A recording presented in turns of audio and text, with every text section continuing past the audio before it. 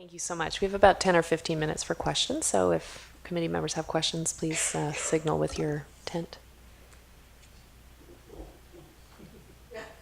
Go for it. Bill, and then Jim, and then Nadine, and then Albert. Thank you. That was great from all of you. I really enjoyed that. So, when you think about policy, I think of a couple different kinds of policy, and there's policy about like what should we do, and then there's policy that governs sort of the mechanics of change and how we would do things differently. And that's a sort of an underappreciated place where I think there's not a lot of attention being paid around policy and how you build policy. So fundamentally, we're moving to this understanding that this very complex sort of multi-sector causality behind inequities. And so we need systems to work together. We need the kinds of collaborations that Bobby was talking about across sectors and systems. But policy is really segmented. And so what happens right away is, what it becomes about when you think about the mechanics of how you get those collaborations. You're not allowed to see that kind of data over there. You can only see it over here.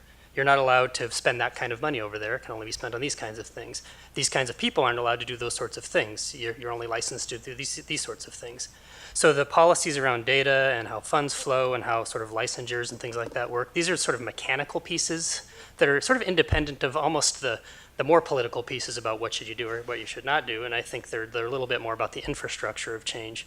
How do you start to bring together that kind of policy work because those are rate limiting factors on the effectiveness of interventions. You can't, intervention can be very effective in a small context, but they sort of prevent the full possibility from being realized sometimes of implementation. So how do you begin to bring people together around those sorts of kind of infrastructure policy pieces? Well, it's primarily because of that issue. Last year we created a Department of Children, Youth, and Families. And it was recognizing that the Department of Early Learning was doing a terrific job of developing evidence-based and accountable early learning programs that weren't serving child welfare kids, who were the most likely to benefit. And juvenile justice, the brain development research there, we need to do much more to intervene with adolescents. So we brought together this department, and one of its charges is to align and integrate with other policies. And that's a long-term project. It's going to take years. But it's a start, and we created in that department an Office of Innovation, Alignment, and Accountability, which is responsible for really looking at how to align policies and assuring that we're following the research in our interventions. If I could add on, yes, you're right. I think sometimes some of this stuff has to be top-down driven.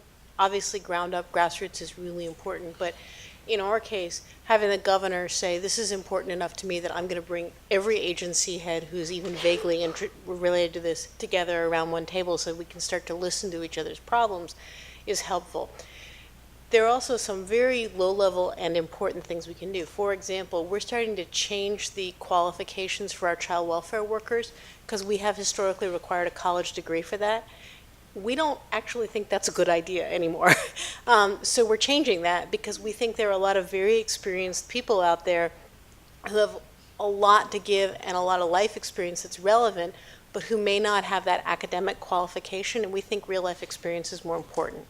So targeting in on some of the barriers you're facing, we have a huge turnover of child welfare workers, not surprisingly. We're doing a lot of things systemically to support our child welfare workers because we also know that, for example, if you don't pay for case aides who do a lot of the administrative work, then our child welfare workers end up spending a lot of their time doing paperwork as opposed to being out in the field with the kids and the families.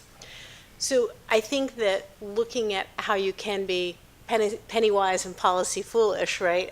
Not having case aides, not having senior child welfare workers who can serve in mentorship roles for newer workers, requiring a college degree. Those are examples of some of the things that we've been doing over the past couple of years in Oregon to address some of these issues.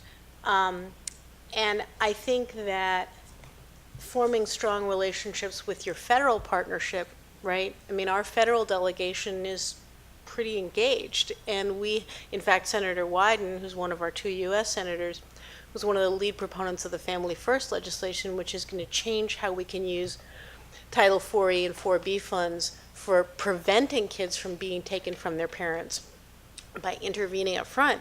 And so understanding this funding stream issue is really important. So having conversations with your federal delegation and connecting with people at the federal level around having really tight sideboards on how we use funding, different funding streams, can actually be counterproductive. And allowing us to braid those funding streams is really important. So I think those are a couple of the things that can be very helpful in that regard. I would also say that the governor, at the time he pulls in all the agency heads, needs to pull in all of the lawyers and say to them, what I'm asking you or telling you to do is what I want you to tell me how to do, not that we can't, but how do we do this? And having that change in orientation in the thinking of the attorneys is really key. That's a great point. Great. Next question from Jim, and then Nadine. I'm happy to yield to people who have spoken less today, so Albert and Myra or something. If you have time, we'll come back to Okay, you. we'll circle back to you. So we have Nadine and then Albert.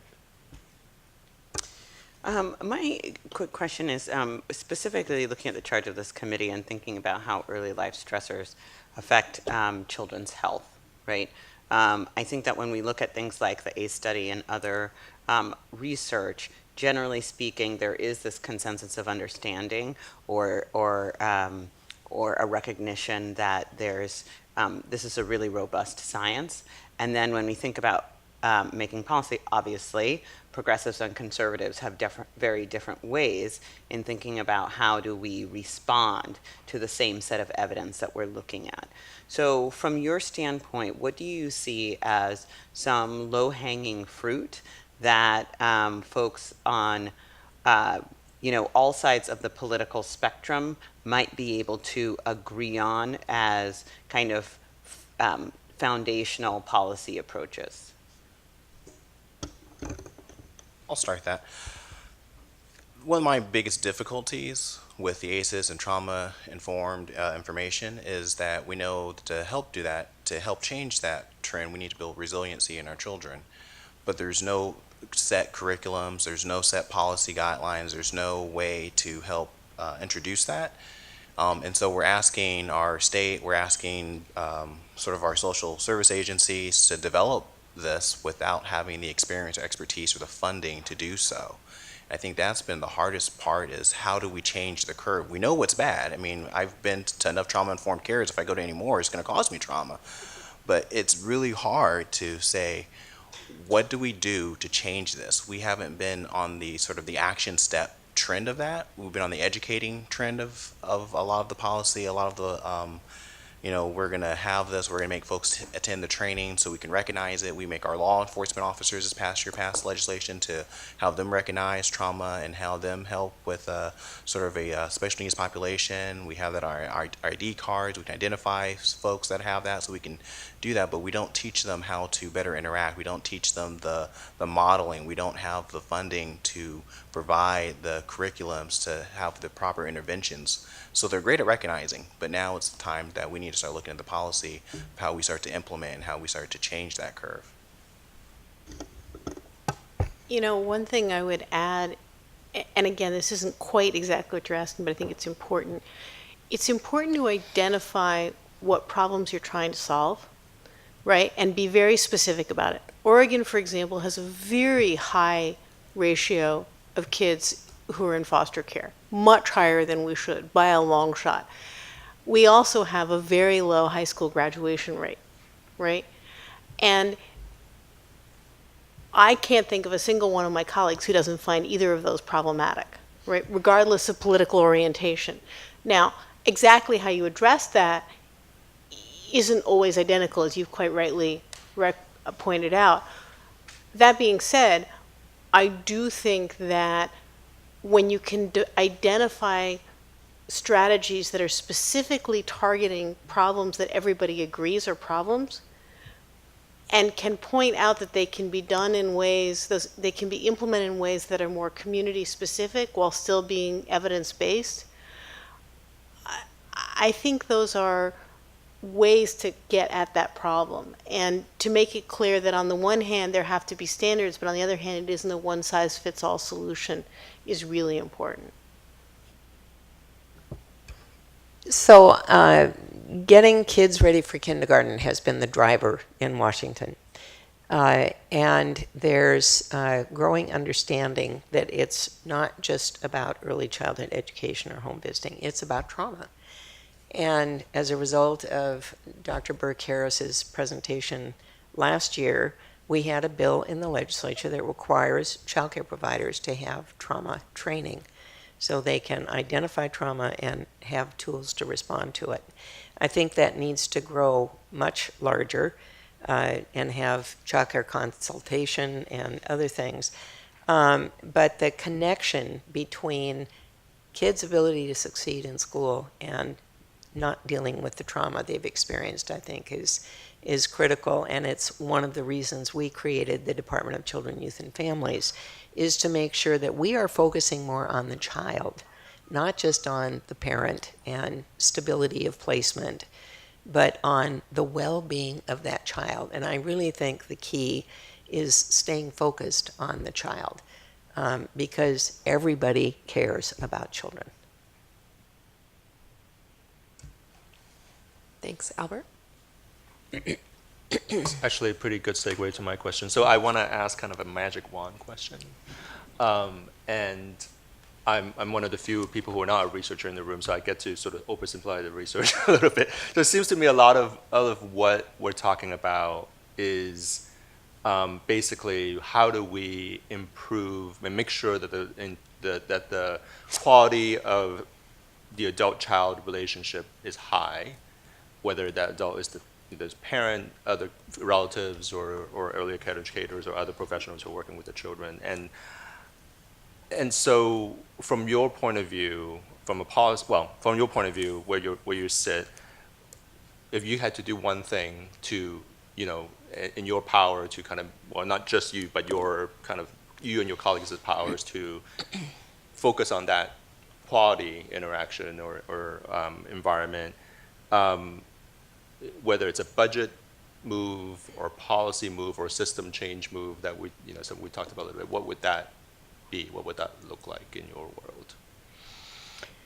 Well, I feel like the scientists have waved the magic wand in Washington, and our quality rating and improvement system is based on the quality of that interaction between the child care provider and the child. We're spending much more effort to train foster parents so that they have the skills and the support. We have a long way to go on that. And we're starting a new visitation model for foster care where a parent isn't just put in a room, a stark room with their child with someone taking notes in the corner, but there's actual coaching before the visit so that the parent knows what to expect and can kind of have a goal and a plan, and then a debrief after the visit. And I think helping parents who have had their children removed from their home is really critical if we're going to have long-term health for those children. And finally, I just want to reinforce what Senator Steiner Hayward said, that the new Families First Preservation Services Act is a tremendous opportunity because it authorizes the expenditure of funds for a caregiver, a relative, a parent who is, if that child is at risk of being put into a candidate for foster care. They can get in-home parenting, they can get long-term substance abuse treatment for 12 months with their child. They can get mental health treatment for 12 months. I mean, it really, you still have to get the state match, but the fact that there will be federal match is really an opportunity. Great, thanks so much. Oh, did you have a quick one? Myra?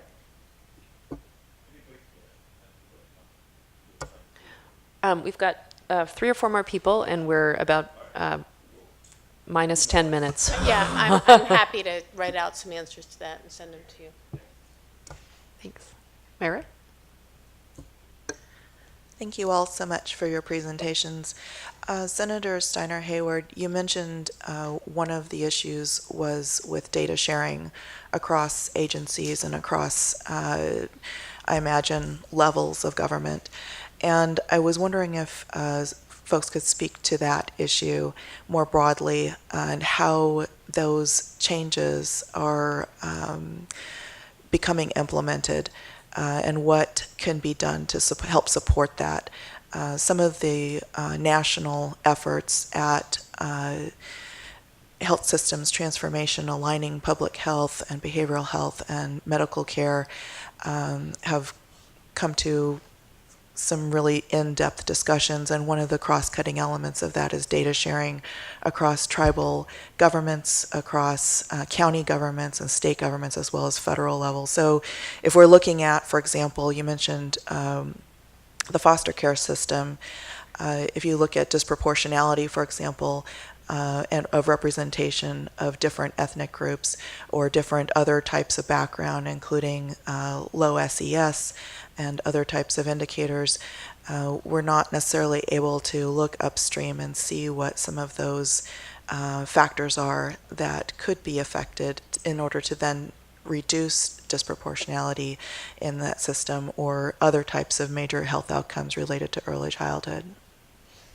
So I'll start with this one because this is actually a great example of leveraging public-private partnerships, and especially with the philanthropic community. Governor Kitzhaber, who preceded Governor Brown, put together what he called Pay for Prevention program, and he is engaged the Oregon Health and Science University Center for Evidence-Based Policy and Echo Northwest, which is a large economics firm that does work all over the country and does analysis of intervention, to actually be the data accumulator from all these different agencies and to use those data to develop predictive algorithms to help us identify kids that are more at risk. Now, as anybody who's ever done this knows, getting those memoranda of understanding and those data sharing agreements, data use agreements in place is somewhat of a hair-raising prospect and can take some time. So we've gotten there and we're close to pulling this all together. But I do think that sometimes, as others have mentioned, going outside of government to engage neutral third parties who are not seen as having a political agenda can be very helpful. In our state, OHSU is seen as a fair broker, if you will, right? And Echo Northwest is seen as a fair broker supporting evidence-based solutions, economically informed solutions.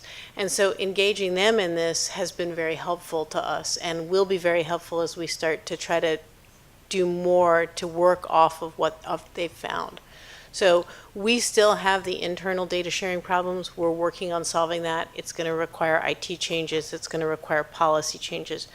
The governor is also probably going to issue an executive order at some point soon. If she hasn't already done it, I've sort of lost track, stating that the standard is to share data, right? That her expectation is that in her administration, the standard is to share data between agencies, that agencies do not own the data, because that's a problem. Agencies tend to say, oh, we own this data.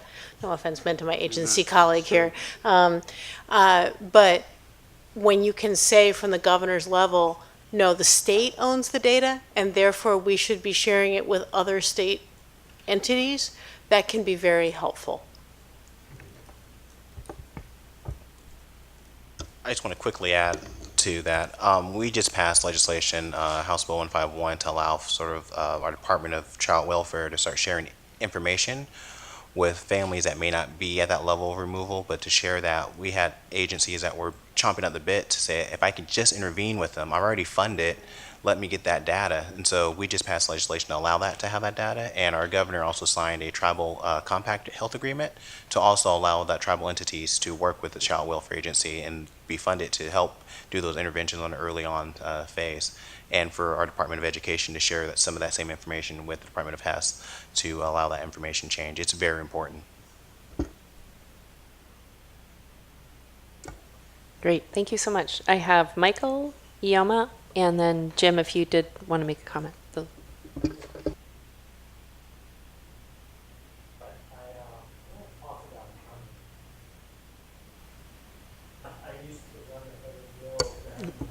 The used to run the federal bureau that administered the federal home visiting program, the McVee program, and at $400 million a year, we knew that we were serving less than a third of at-risk counties, and probably about 5 to 10% of at-risk families across the country.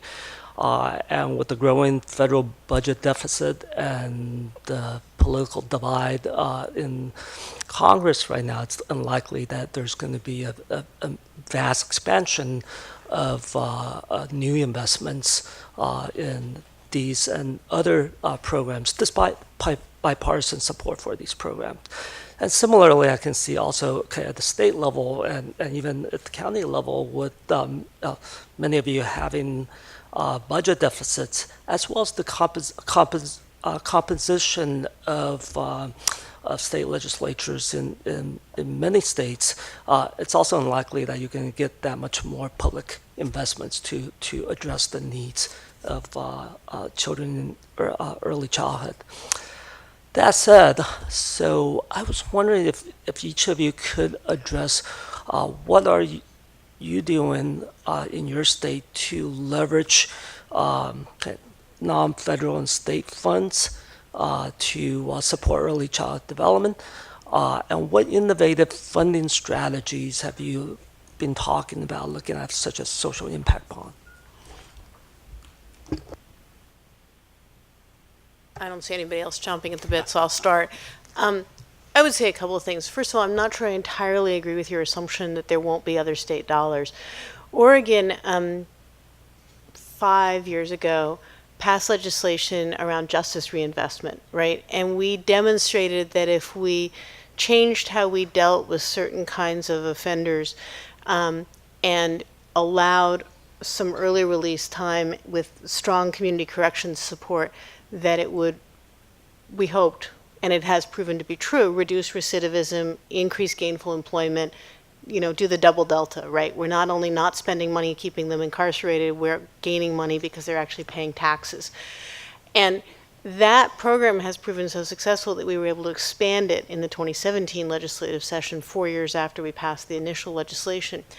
So I think that at least in our state, and we're getting a lot of interest from other states, we're demonstrating that investing money up front can save a lot of money down the road.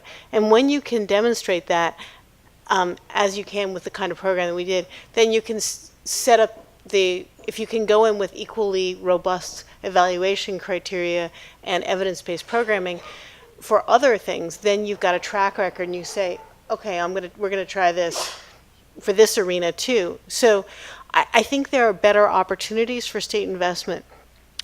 That being said, obviously state funds are limited, and although we've been in a period of economic growth for some time, nobody thinks that that's sustainable forever.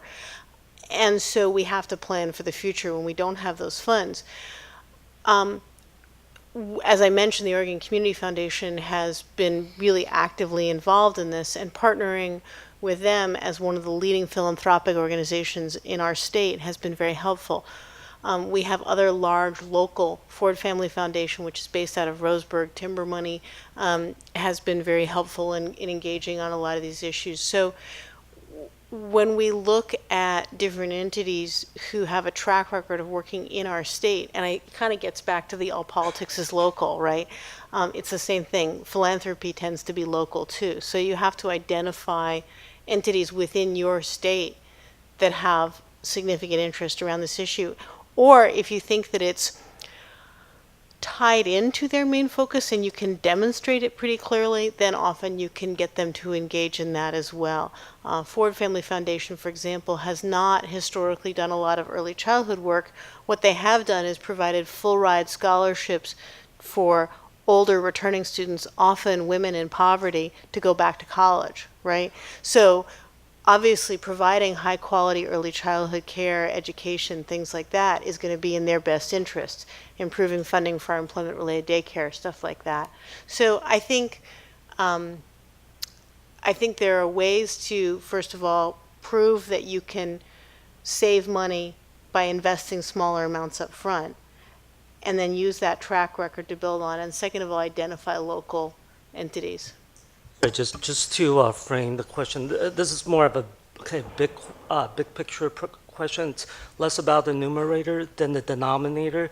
Despite what some of the states are doing, despite the ability to demonstrate the cost savings and reinvest and so forth, we're still talking about in most states a small fraction of families that need those programs being funded to serve. So how do we get to where we need to be as a nation? So we're spending 0.8% on early learning in Washington, less than 1%. And we've had a lot of discussion and bills, and we've made great progress. We've built a quality foundation, but we're not reaching enough families. So I think this is all about building political will. And I think you are all key to building that will with the information that you have and the voice that you have. I'm leaving the legislature on January 14th, and I'm going to work with philanthropy and with some other retired policymakers to build that movement in Washington. And work with the media, work with community groups, work with legislators, and really build that base, because a recession is going to come, and the first thing on the table is going to be early childhood. If we don't really solidify that foundation and expand it. You know, I saw the Heckman study really change the landscape in early childhood education in Georgia. The importance to future economic development in that state, it was really very important. It was underscored by a visit that we made to Kia, which is one of the largest employers in the state of Georgia, where the president thanked us for coming, told us all that he was very appreciative of the fact that we were there, and that although machinists were important, he was most pleased by the fact that the Early Care and Education Commissioner was there, because the biggest skill deficit that they encountered was soft skills that should be learned in early education settings or in the home.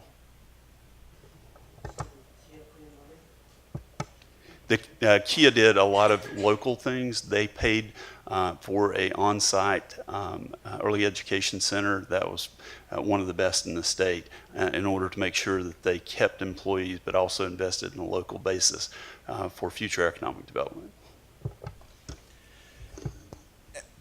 It really comes down to what people see, touch, and feel. And so we need to be able to understand sort of that return on investment at all those different levels throughout, just not just early childhood education, but through the workforce development, how that will help our economy locally if we can get well-educated folks through the system, and where that will help us out would be really helpful in terms of trying to help motivate, because everyone's motivated by different factors within that. And, you know, I believe Representative Kagi said it best. It's you know, it's for the kids. I mean, we always will fund education. No matter what happens in our budget system, the kids always come first. You know, it's one of those three vulnerable populations next to the elderly and disabled.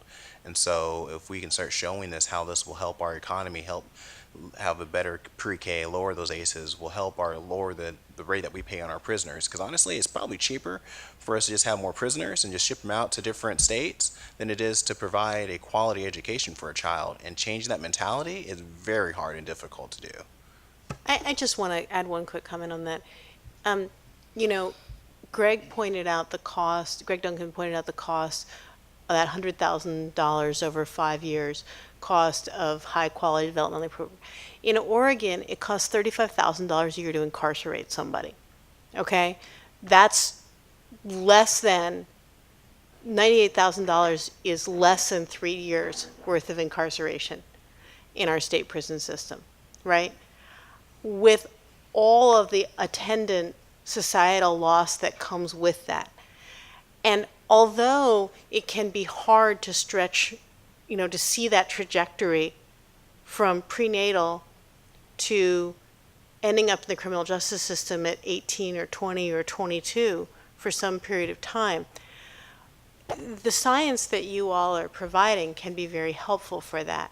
And, the studies that were shown today talked a lot about health outcomes and mental health and things like that.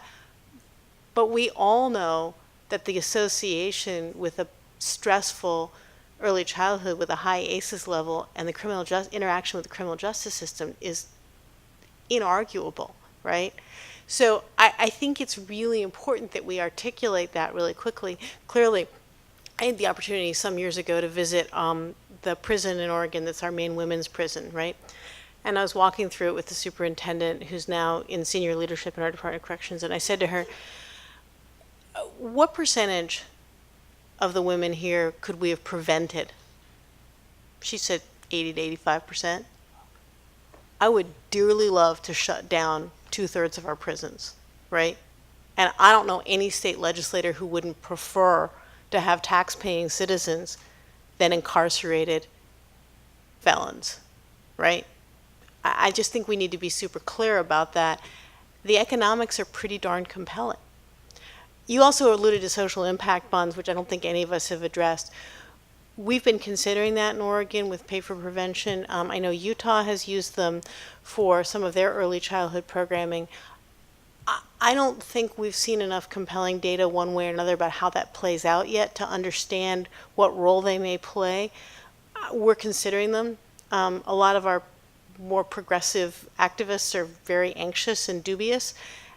I don't know enough to know, and I think bringing the economists in to talk with us about those and entities that have used them before is going to be very important. South Carolina is using them. I know. I talked with who was it? We were all in at the NCSL meeting, and there was a senator from South Carolina who was talking about them using them for pay for performance bonds, and that's what they called them, and found them pretty effective. But again, it's anecdotal, and I haven't seen hard data, so I don't know whether they're a good tool for us to use yet. I'm not ruling them out. I just don't know enough yet. Great, thanks. We have Ioma and then Jim, and then we have a break, which I imagine many people desperately need after that. Ioma, Good morning. I'm here. Can you hear me? Yes, please go ahead. Okay. I'll keep mine short since I know we're literally way after the break. So I want to thank the panel for being there and really appreciate all your good insight. So my couple of questions I just have is sort of the issue of framing and how we should really work at framing sort of the conversation around disparities on one hand, right? Is it all about economics, or do you still find it hard to frame things around either race or ethnicity or different subgroups? So that's one question. And then the other one is really, I think the earlier conversation about universality versus targeted. And from your own local event, position, how hard do you find it to go universal, or do you find it easier to go targeted? So those are just kind of my two questions for you guys. Thank you.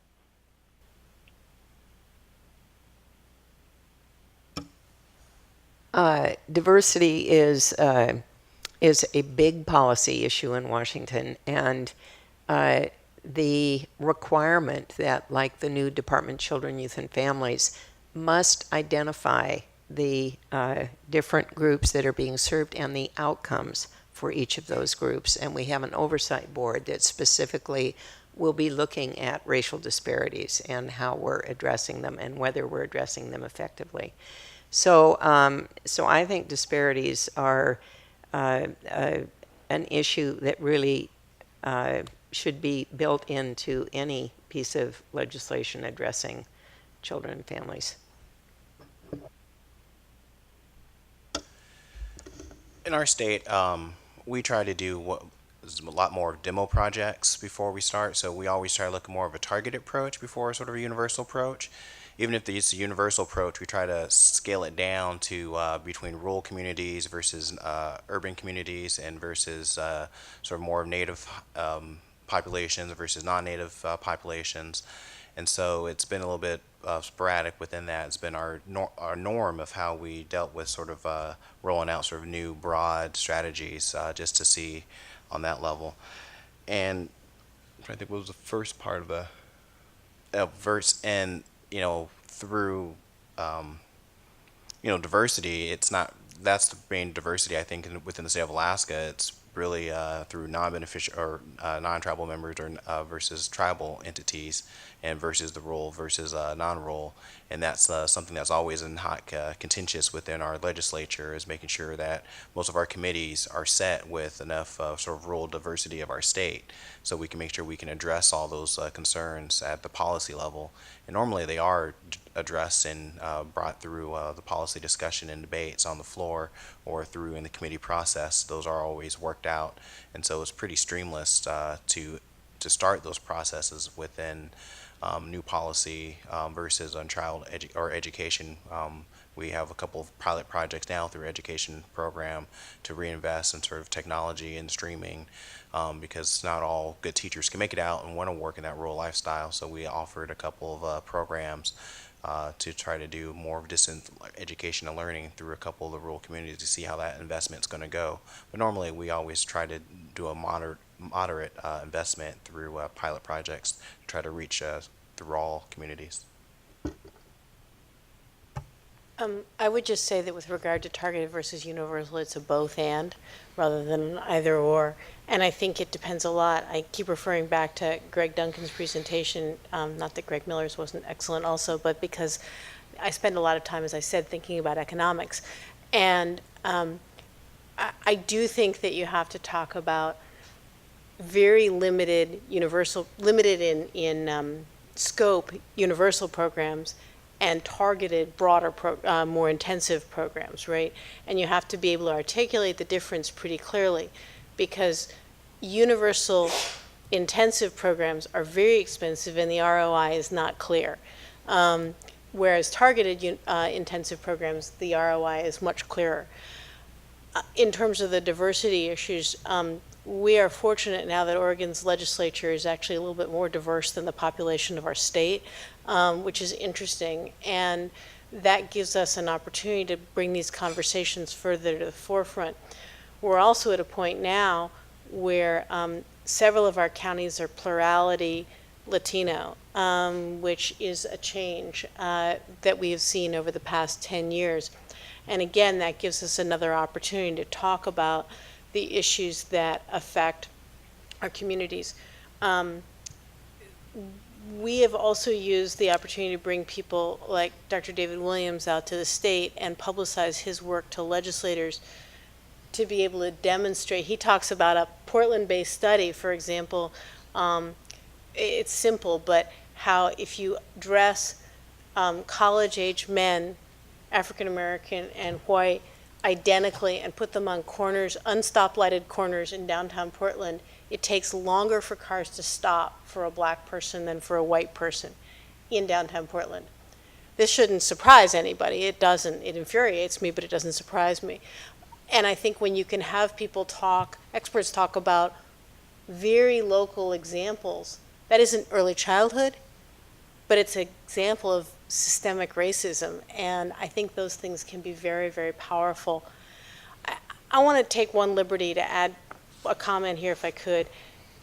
I want to encourage this group, when your report gets done, to identify key legislators in every single state, people like Senator Wilson, myself, whoever tries to fill Representative Kagi's figuratively enormous, not literally enormous shoes, identify them, and either people from this committee or local experts, like the folks that Ruth and I have referred to, make a point of meeting with those people, and don't just send us the report, right?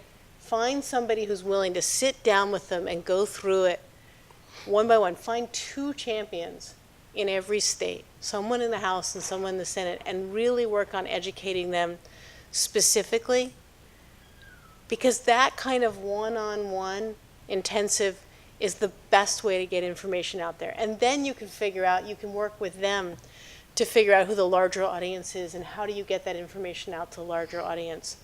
But I urge you to figure out how to invest the time to partner with key legislators and policymakers in each state. Thanks, Jim. actually, this panel has done a great job of answering my question already, so I'm going to withdraw it. Great. Okay. So thank you so much. Please join me in thanking our panel.